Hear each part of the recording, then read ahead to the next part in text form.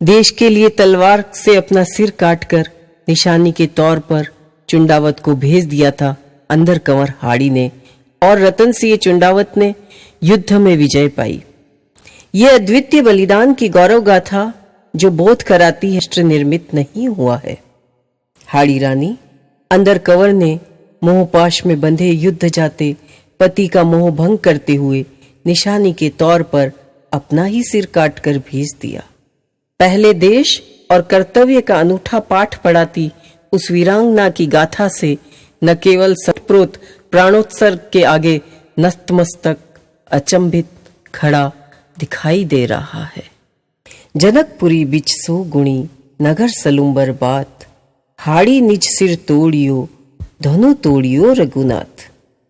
लगभग यही संदेश देती ये कहानी कह रही है कि क्या था जिसने हमें इतना उठाया कि जो राजस्थान में हुआ वही सारे भारत और विदेशों में भारत की पहचान बन गया। धर्म से अनुगुंजित होते हैं हमारे प्राण। धर्म ही है जो अच्छे बुरे परिणाम के लिए निर्देशित करता है। हमारी नस नस में समाया हुआ ये धर्म ही तो है जो राष्ट्र प्रेम, स्वामी भक्ति और वफादारी के संस्कार भरता है। तभी तो बसावट में उदयपुर से अधिक प्राचीन नगर सलुम्बर में हर 10-20 कदम के फासले पर ईश वंदना स्थल है। यहाँ प्राचीन देवालयों की इतनी सघन इकाइयां हैं कि इसे देवनगर की संज्ञा दी जाए तो अनुचित नहीं है। इस क्षेत्र के गांव मोरीला, धौलगिरी, कलुतड़ा, खेराड़, कातोड़, देवगांव, करावली, अतकालिया जैसे कई गांवों में प्राचीन मंदिरों की समृद्ध परंपरा दिखाई पड़ती है।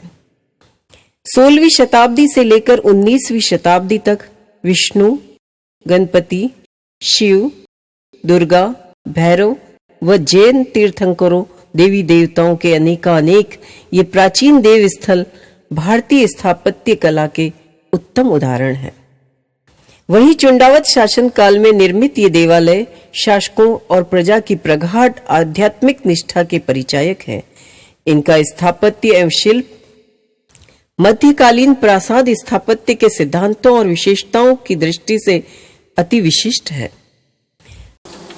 सलुम्बर में 17वीं शताब्दी से लेकर 18वीं शताब्दी तक शिखरोत्तम देवालयों का निर्माण हुआ।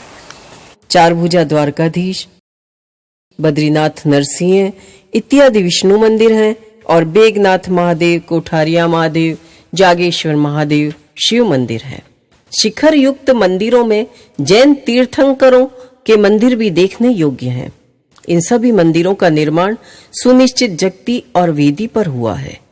बाहरी भाग के शिखर में मंदिर निर्माण की सभी शिल्पगत विशेषताओं से सजा हुआ है, यथा जगती, चंगा, कपोतावली, उरोमंजरी, तिलक, भद्र, फलनाएं, कर्ण, गवाक्ष, कीर्तिमुख, आमलकसार, पद्मकोश, कलशा, ध्वजा दंडक दिखाई दे रहे हैं। वहीं इन प्राचीन मंदिरों के आंतरिक भाग में भी शिल्पगत सभी विशेषताओं का ध्यान रखा गया है, जैसे देवालय के भीतर का गर्भगृह, अंतराल, सभा मंडप, प्रदक्षिणा पथ, प्रवेश मंडप और प्रवेश द्वार दिख रहे हैं।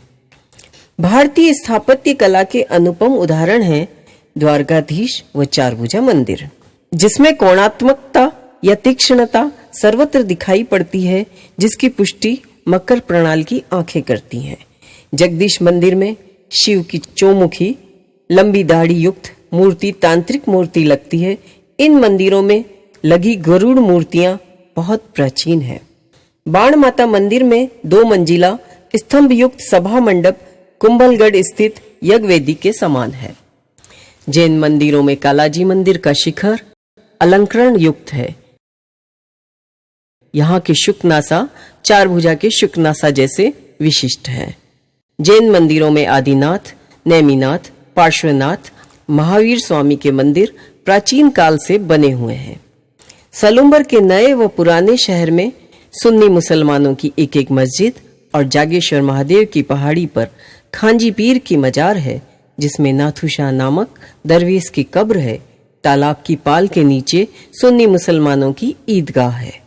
बहरों की एक मस्जिद है। प्राचीन स्थापत्य को दर्शाती सलूम्बर नगर की बावड़ियों के अवशेष शिल्प कला के बेहतरीन नमूने हैं। अधिकांश में एक तरफ सीढ़ियां हैं, आगे व मध्य में स्तंभ आधारित प्रतोलियां व मंडप बने हुए हैं।